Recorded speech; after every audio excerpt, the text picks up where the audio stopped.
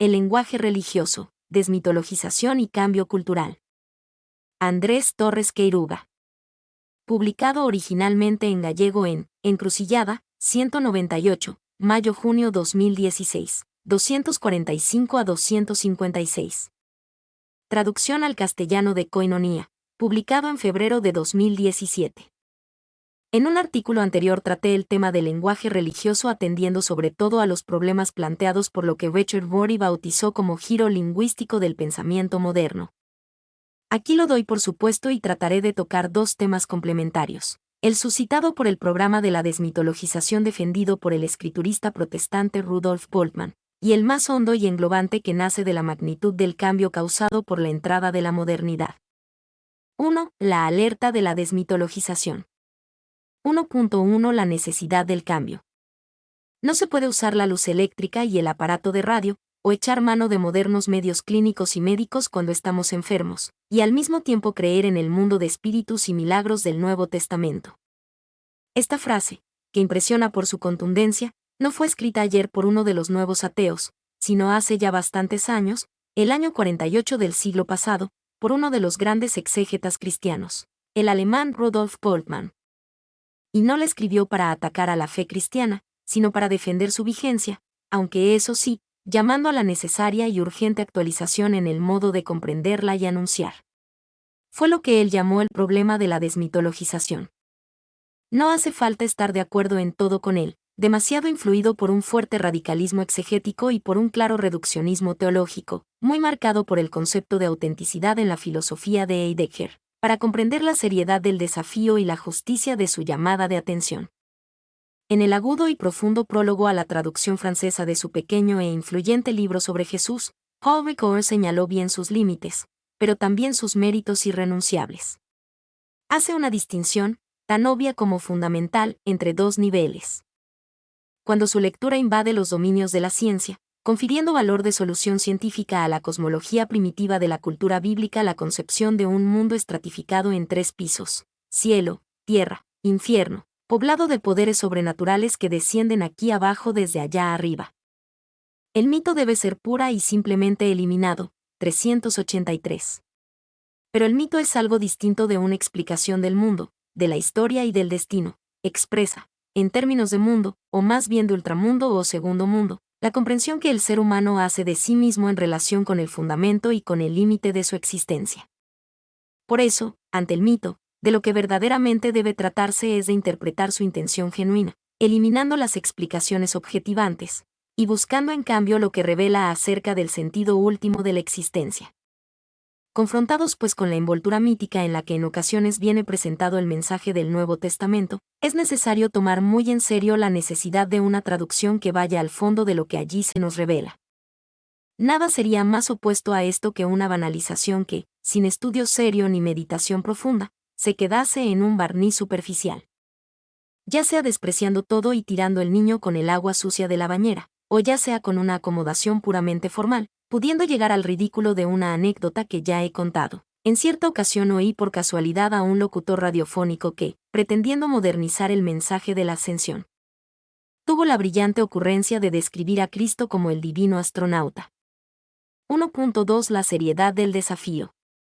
Ante expresiones como esa, cuando se supera una cierta e irremediable sensación de ridículo, surge enseguida la sospecha de estar ante un problema muy grave.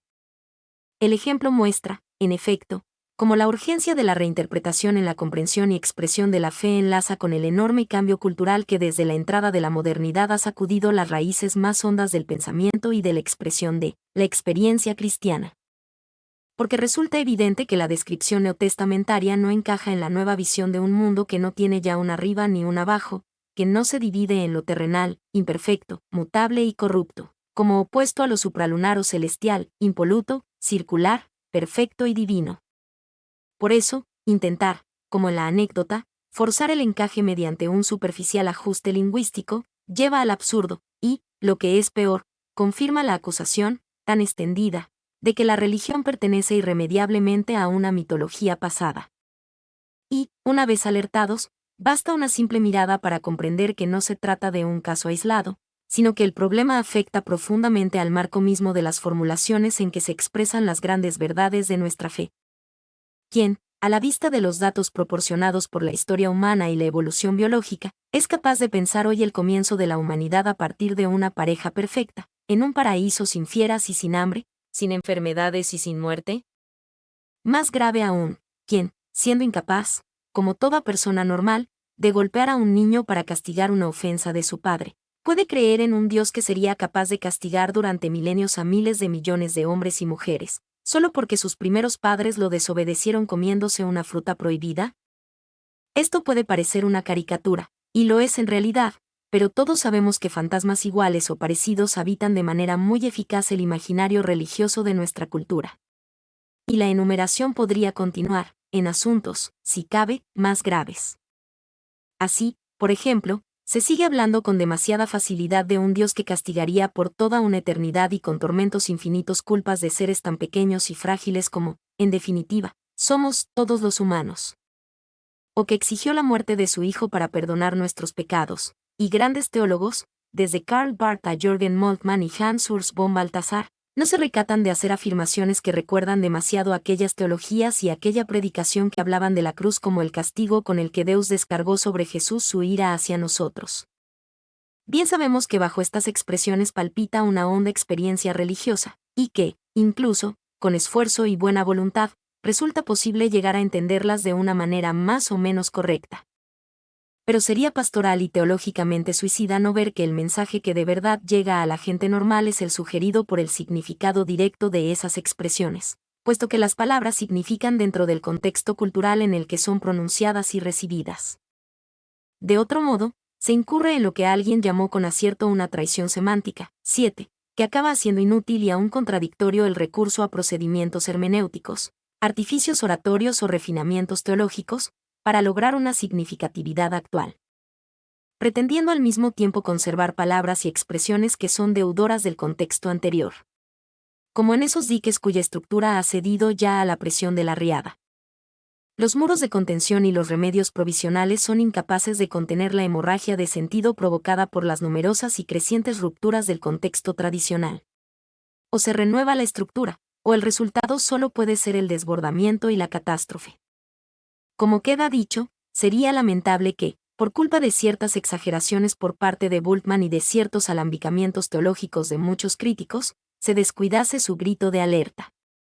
Piénsese que, por mucho que lo diga el libro de Josué, ninguno de nosotros es capaz de creer que el sol se mueve alrededor de la tierra, y si a nuestro lado alguien se cae al suelo por un ataque epiléptico, no podemos creer que la causa fue un demonio, aunque que así se pensase en tiempo de Jesús, o, mejor, aunque así lo diese culturalmente por supuesto el mismo Jesús. Afirmar esto no implica de ningún modo negar el contenido religioso ni el valor simbólico. Bultmann hablaba de significado existencial, de esas narraciones. Lo que se cuestiona no es el significado, sino la aptitud de aquellas expresiones para vehicular en el nuevo contexto.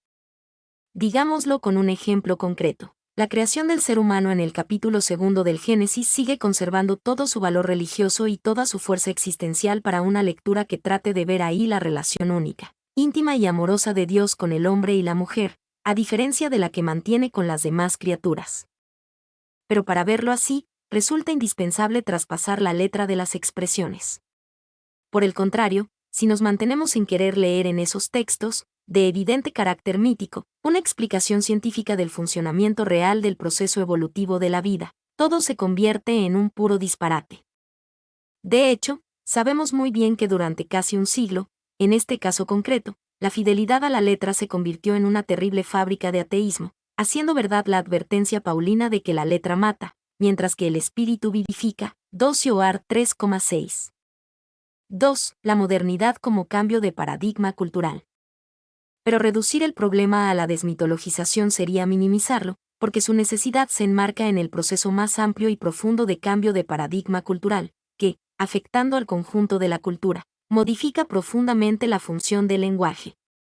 Resulta obvio que eso lleva consigo la urgencia de una remodelación y una retraducción del conjunto de conceptos y expresiones en que culturalmente se encarna la fe. 2.1 La hondura y la trascendencia de la mutación cultural. La afirmación es grave y comprometida. No cabe desconocer que tomarla en serio implica para el cristianismo una reconfiguración profunda, muchas veces incómoda e incluso dolorosa, de los hábitos mentales, de los usos lingüísticos y de las pautas piadosas. Basta pensar en un dato simple y evidente. La inmensa mayoría de los conceptos y buena parte de las expresiones en que nos llegó verbalizada la fe en la piedad y en liturgia, en la predicación y en la teología pertenecen al contexto cultural anterior a la Ilustración. Tienen por tanto sus raíces vitales en el mundo bíblico, fueron reconfiguradas culturalmente durante los 5 o 6 primeros siglos de nuestra era, y recibieron su formulación más estable a lo largo de la Edad Media. Posteriormente hubo, desde luego, actualizaciones, pero sobre todo en el catolicismo, por su mayor control magisterial tuvieron por lo general un marcado carácter restauracionista, neoescolástica barroca y decimonónica, neotomismo y reacción antimodernista. La situación se agravó más todavía por el hecho de que el cambio moderno no se produjo en la evolución pacífica de un avance lineal, sino como una transición violenta. La caída de la cosmovisión antigua produjo a muchos la sensación de haber sido engañados, de que era preciso reconstruirlo todo de nuevo. Las reacciones fueron sin duda excesivas muchas veces, pero marcaban una tarea ineludible: la cultura, y por lo mismo la religión, en la medida en que era solidaria con ella, no podían seguir hablando el mismo lenguaje. No era posible continuar ni con la lectura literalista de la Biblia ni con la concepción ahistórica del dogma.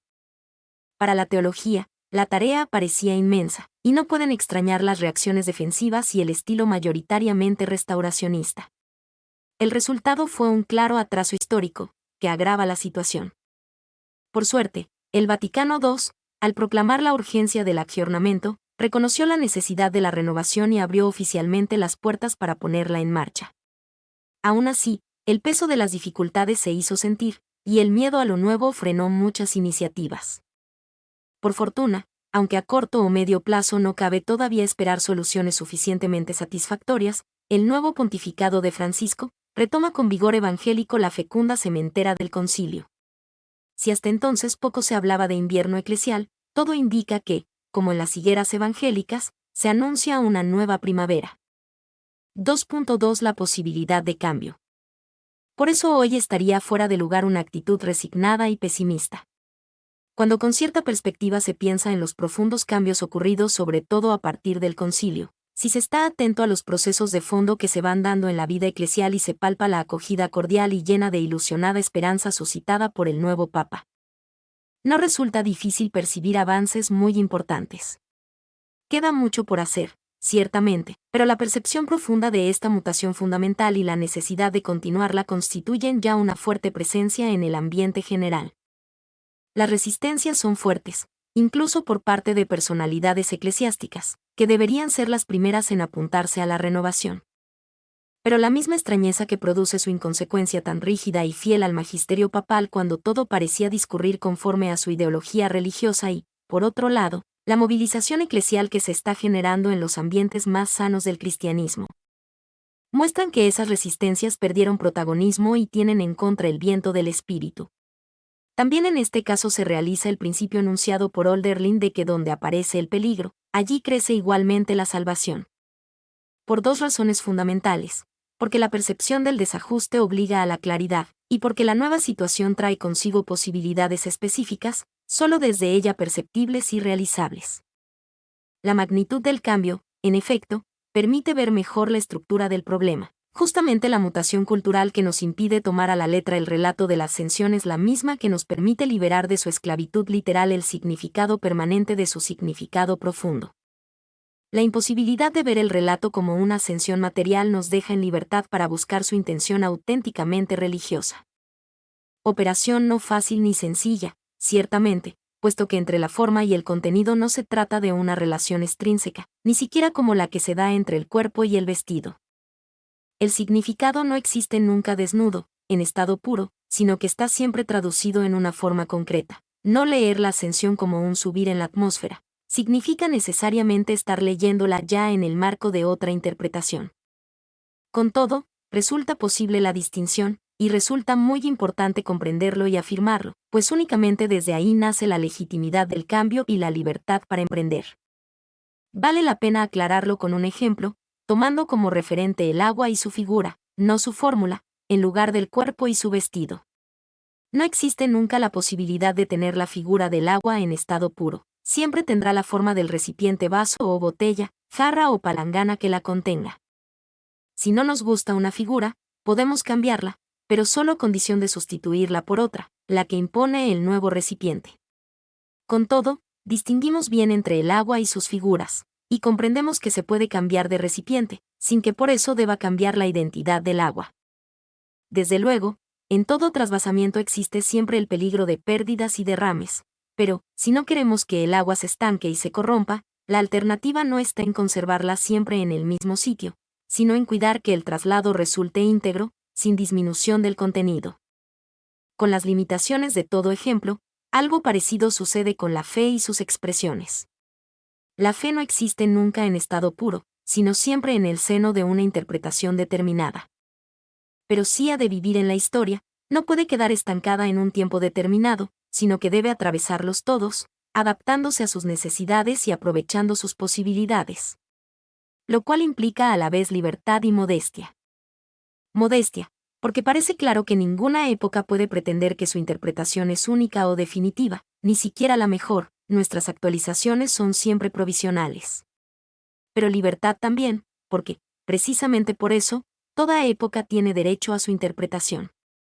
Justamente porque la fe quiere ser agua viva, la manera de conservarla no es expresarla en un depósito muerto, sino construir con afecto y respeto, para que nada se pierda, pero también con valentía y creatividad, para que no se estanque ni corrompa cauces siempre nuevos por los que fluya adelante, fecundando los tiempos y las culturas.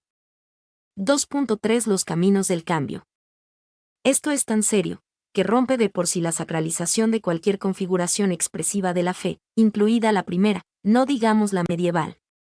Ni siquiera en la escritura está la experiencia cristiana en estado puro, sino traducida ya a los esquemas culturales de su tiempo y a las teologías de los diversos autores o comunidades. El mismo Jesús hablaba y pensaba dentro de su marco temporal, que no es ni puede ser el nuestro. De hecho, la inevitabilidad de este hecho se hizo notar, de manera francamente impresionante, ya en los mismos orígenes. Porque, cuando se piensa un poco, no resulta difícil comprender la magnitud de la transformación que supuso traducir no solo a la lengua, sino también a la cultura griega, cargada de intelectualismo filosófico, el mensaje evangélico, formulado en arameo y nacido en una mentalidad simbólica y decididamente funcional. En la actualidad, la revolución exegética, rompiendo la prisión fundamentalista del literalismo bíblico y la renovación patrística, haciendo ver la historicidad del dogma y el amplio margen de legítimo pluralismo teológico, puso al descubierto de manera irreversible la apertura intrínseca de la comprensión de la fe. Lo cierto es que, a pesar de las hondas resistencias restauracionistas, se han abierto grandes posibilidades no solo para la ruptura de esquemas obsoletos, sino también para la búsqueda de nuevas fórmulas y expresiones.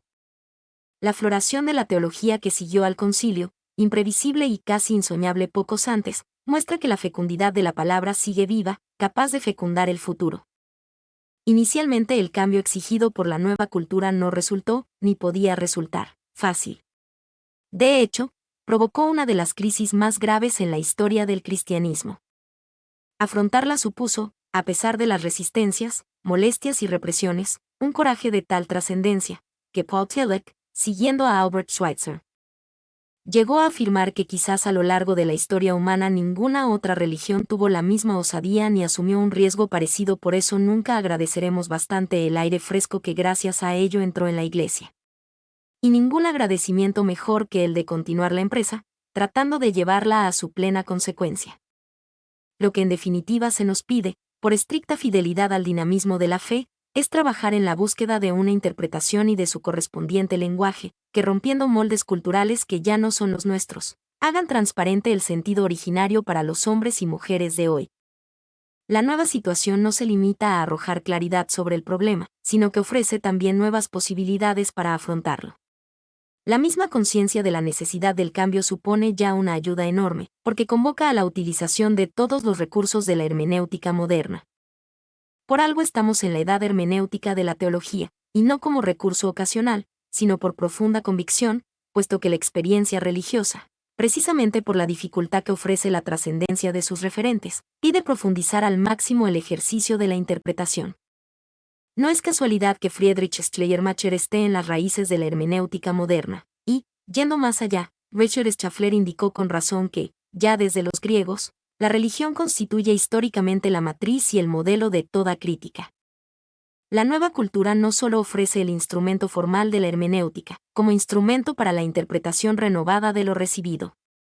Ofrece igualmente algo acaso más importante. Al abrir campos inéditos a la comprensión humana, amplía el espacio del intellectus fidei, la comprensión de la fe, y aumenta los recursos para expresarlo y hacerlo accesible a la sensibilidad actual. Piénsese, por ejemplo, en las brechas que en la incomprensión ambiental del fenómeno religioso abrieron teologías como las de la esperanza, de la política y de la liberación, gracias a que supieron aprovechar los medios ofrecidos por el análisis social. Y en otro sentido, cabe valorar también el aporte que viene desde la ciencia psicológica, que muchas veces su entrada resulte conflictiva, como en el caso Jacques Pollier o en el de Eugène Dreuermann, no invalida la constatación, sino que la confirma, pues indica que toca puntos sensibles y bien reales. Desde aquí puede recibir ayudas fecundas y purificadoras un campo tan sensible e importante como el de la moral, que, cada vez más consciente de su autonomía, tiene delante de sí la urgente y delicada tarea de clarificar su verdadera relación con la teología, en definitiva, con la religión. En general, es importante aprender a valorar cada vez más el hecho de que el auténtico progreso cultural, lejos de ser una amenaza para la fe, constituye un fuerte enriquecimiento. De hecho, la historia reciente muestra claramente que una alianza crítica con aquella parte de la cultura que busca lo verdaderamente humano, y por eso mismo, divino, fue siempre beneficiosa para las iglesias. Piénsese, por ejemplo, en la tolerancia, la democracia o la justicia social. En una palabra, si ante la cuestión estructural el lenguaje religioso ha de buscar su renovación acudiendo sobre todo a los hondos recursos de la tradición bíblica, del diálogo de las religiones y de la experiencia religiosa e incluso mística. En lo que respecta al desafío cultural son principalmente las ciencias humanas las que han de ser aprovechadas. Y no cabe duda de que una apertura generosa y una utilización al mismo tiempo crítica y valiente ofrece ricas posibilidades para ir afrontando la difícil pero irrenunciable tarea de la retraducción del cristianismo que postula nuestra situación cultural. Mi nombre es Demim. Soy tu asistente personal. Mi sitio en internet es demim.es.tl